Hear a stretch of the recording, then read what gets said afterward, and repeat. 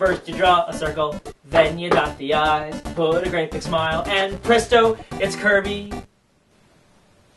Maybe I missed a few bars. But anyway, Kirby has a great reason to have a big smile on his face.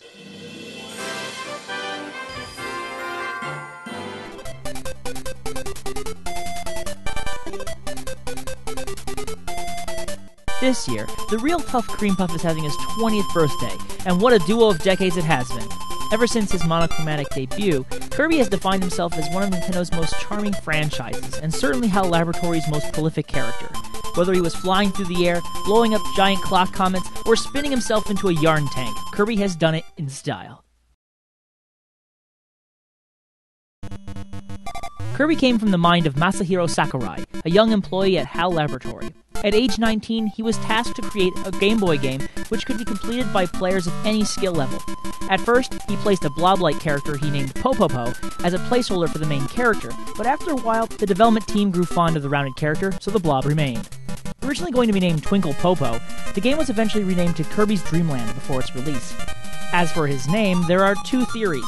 One relates to Kirby vacuum cleaners for the obvious reason, and the other relates to John Kirby, a lawyer who helped Nintendo win the pivotal lawsuit from Universal for the arcade game Donkey Kong. Regardless of how his name came to be, Kirby emerged in his debut title, Kirby's Dream Land, in 1992. The launch was not without a hitch, though. Because there was not enough communication between HAL and Nintendo of America, the US box art and commercials both featured Kirby as white, matching his appearance on the Game Boy display. His pink color would reside in every game thereafter. Kirby's Dream Land follows Kirby as he ventures to stop King Dedede, the self-proclaimed ruler of Dreamland, who has taken all the world's food for himself. However, Kirby has no real method of attack, save for one thing, his extreme appetite. Kirby inhales enemies into his maw and then shoots them out at others. This makes enemies their own weakness, and this is especially true with the game's multiple bosses, which includes a tree named Wispy Woods and a one-eyed Stormcloud named Kracko. Even HAL's original mascot Lolo appears as a boss. Oh, for a new Lolo game. Anyway, besides just firing back enemies in certain attacks, Kirby can get two special moves from particular foods, mint leaves and spicy curry. The minty leaf floats Kirby up with minty breath, which he shoots out at enemies, whereas the spicy curry turns the pink puffball into a fire-spewing monster. Even with so few power-ups, Kirby's Dream Land is very easy, as intended, but because of that, it's pretty short.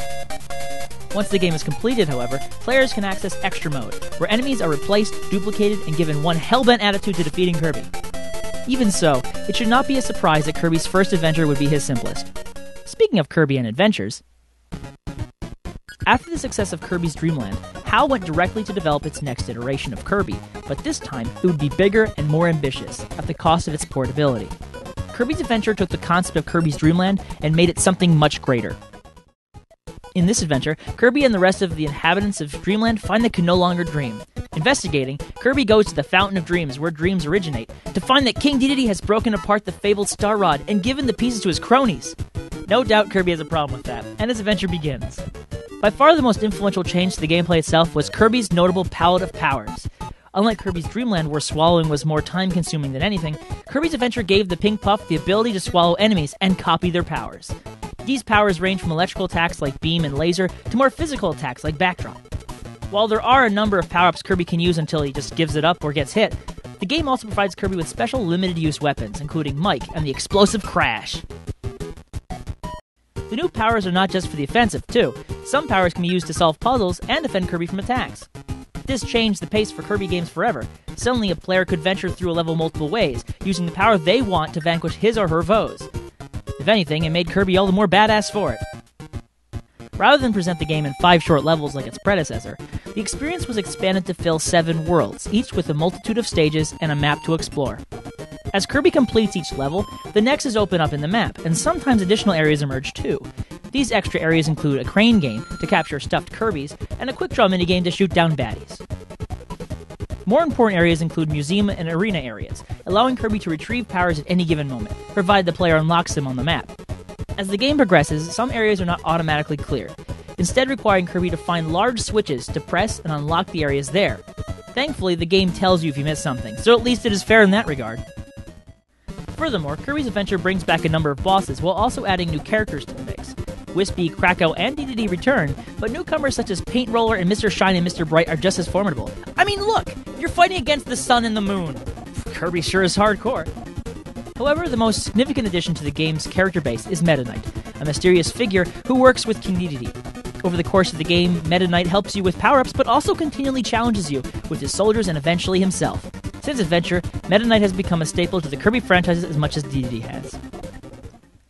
In the end, Kirby's Adventure was a smashing success, garnering praise from critics and gamers everywhere. Upon its release in 1993, Kirby quickly became known to gamers worldwide, even more than in his initial release.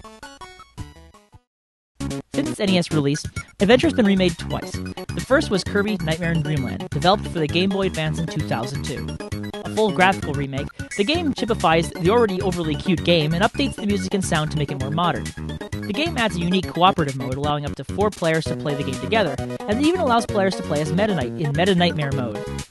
Outside of the complete remake, Kirby's Adventure has been remade for the Nintendo 3DS as a 3D Classics title. While it hasn't changed graphically, the game now displays in 3D, and the number of glitches and frame rate issues associated with the graphics are all fixed too. Needless to say, the game's multiple releases speaks volumes of how fans see it over the years. Despite the large amount of praise held by gamers for Kirby's Adventure, Hal Laboratory was not in good sorts. The company had recently built a new building in Japan, and combined with that debt, there was a continual loss of income due to poorly received games from its publishing ventures. In desperate need of help, Hal reached to Nintendo president Hiroshi Yamauchi for assistance. Yamauchi agreed to help fund Hal and help the company with publishing its titles, attaching the two together from then on as game development and publishing partners. With Hal now working directly with Nintendo, the company turned to Kirby on a multitude of side projects before moving him to the next iteration. First, Hal made the first spin-off game for Kirby, Kirby's Pinball Land. In Kirby's Pinball Land, Kirby chases after King Dedede into a giant pinball world based on Dreamland.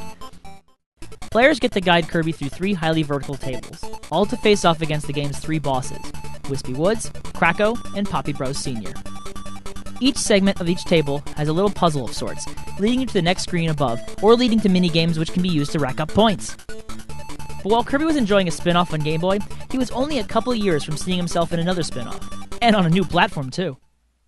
Kirby's Dream Course is Kirby's debut title onto the Super Nintendo. Released in 1995, Kirby's Dream Course was originally set to be a unique miniature golf game titled Special Tee Shot, but the game was changed into a Kirby-focused title in the middle of development. In order for Kirby to progress through this adventure, he has to defeat every enemy and subsequently fall into the hole at the end of each course. Using a number of guides, players set the trajectory, the curve, and the power of Kirby's next move. And just to give it a little Kirby twist, most of his trademark powers are available to him by hitting enemies on the field. Each stroke takes a hit point from him, and when he's out of hit points, he loses a life. The game comes complete with a single-player campaign and a completely different 2-player mode. In 2-player battles, 2 Kirbys face off against one another to collect the most stars, which appear by defeating enemies and getting into the hole. Kirbys can attack one another and cause general mischief in the game, and when one of the Kirbys loses his hit points, he has to sleep through the next round, giving more time for the other player to make his or her move for the win. Kirby's Dream Course would receive enough praise and sales to consider a sequel, but that venture's best explained later. Another Kirby spin-off, Kirby's Avalanche, was released in 1995, but it only released in the US and in Europe. The reason for that is very simple. It was not a real Kirby game. The game was originally the compile-developed Puyo Puyo series, which features characters and enemies from the compile RPG Mado Monogatari. While Nintendo released a variant outside of Japan focusing on Kirby, Sega did the same, but with a focus on the adventures of Sonic television series in the game Dr. Robotnik's Mean Bean Machine. In the game, players have to stack light-colored Puyos next to one another so long as they are grouped into a single line. Once you have 4 or more together, they are eliminated. Getting combos sends garbage Puyos to the other side, and the first to fill the screen loses. But we're not here to talk about Puyo Puyo, we're here to talk about Kirby! Later in the same year, yet a third Kirby spin-off was released for the Game Boy. Kirby's Block Ball was a breakout clone that starred Kirby, and yet it was quite a bit more. In each of the game's worlds, players move star panels along their respective sides, keeping Kirby from hitting the spiky edges behind them. In order to progress, Kirby has to destroy every block on each screen, but unlike classic breakout clones, Kirby's Block Ball allows powered-up shots to launch Kirby all over the place, and power-ups and bonus events fill the experience continually. And it would not be a Kirby game without bosses, all of which try to attack both Kirby and the star panels. At the very least, it is a unique take on the genre. In the midst of all these spin-offs, Kirby would finally emerge in a brand new adventure for the Game Boy, and this time, he brought friends. Kirby's Dream Land 2, released in the US May 1995, takes Kirby on a journey to stop a new evil force, dark matter, which has possessed King Dedede and destroyed the great rainbow bridges which connected the land's many islands. Thankfully for Kirby, Dreamland 2 introduces one significant addition to the game, or should I say 3. Not only does Kirby have his standard power-stealing stomach, but he also has 3 new animal friends, Rick the hamster, Coo the owl, and Kine the ocean sunfish. Each ally has their own benefits. Rick does not slip on ice, and he runs faster. Coo flies quickly and allows inhaling in midair. And Kine allows Kirby to swim quickly and inhale underwater. Powers even change depending on which character you use, allowing for even more diversity than before, but at the cost of more specific powers. Knowing what each character can do with different powers is key in finding the rainbow drops throughout the game. These rainbow drops, one located in each world, are situated in hidden rooms, usually closed off by special blocks. These blocks can be destroyed by particular power helper combinations, which leads to some tense moments. Imagine trying to lug a sunfish over pits to get him to the next area and make way to the rainbow drop. Not the easiest thing in the world, let me tell you. In the end, though, to get to the final battle, every drop must be found, so keep at it!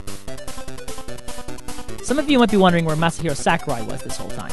Well, he was behind both Kirby's Pinball Land and Kirby's Block Ball, but instead of Dreamland 2, he took his vision to a much greater scale.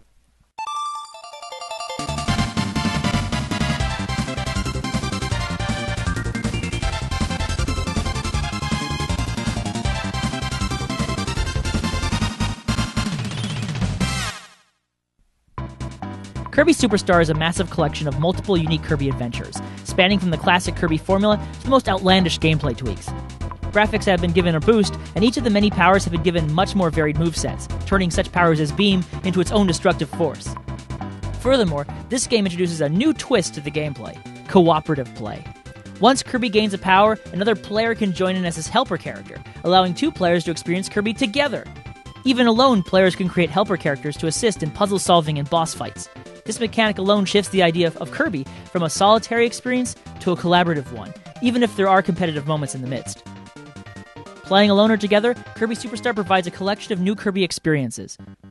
Spring Breeze is the least unique of the bunch, as it is a simplified remake of the original Kirby's Dream Land. King Dedede steals the land's food and is up to Kirby, and his helper, to get it back. Although it cuts a level and a boss from the original, it still provides a solid but short experience to those new to the Kirby universe. Following that is the Food Racer Gourmet Race. The shortest of the games, it pits Kirby and King Dedede against one another to the finish line, collecting as much food as they can along the way. After the 3 stages are run, the one with the most wins and food collected is the victor. Besides defeating King Dedede, players can also race for the fastest time in each of the races' time trial. Returning to the classic platform adventures, Dynablade pits Kirby against a new foe, the crop-destroying, giant metallic bird Dynablade. While it is structurally similar to Spring Breeze, there is now a world map to navigate, allowing players to replay levels and find unlockable pathways to power-filled areas. There are even wandering enemies which appear in the map, a la Super Mario Bros. 3. The gameplay only gets more intense with Revenge of Meta Knight. Meta Knight has had enough of the lazy occupants of Dreamland and wants to take over by force, but Kirby has a few words to say about that. During gameplay, players get to see the captains of the great ship Halberd comment about Kirby and the current situation, all while a doomsday timer rapidly counts down to 0. The game even gives you a visual as to the absolute mayhem a little pink puffball, and his helper, is having to the flying warship. It also has a great rendition of the original duel with Meta Knight. I mean, that song is so intense! Something is going down, and I'm not talking about my blood pressure. From intense action to mysterious exploration, the Great Cave Offensive provides a more puzzle and exploratory focus to the Kirby formula. After falling into a hole in the middle of his path, Kirby finds himself in a large cave filled with treasures and dangers. The goal is not just to find a way out of the cave, but to collect as much treasure as possible along the way.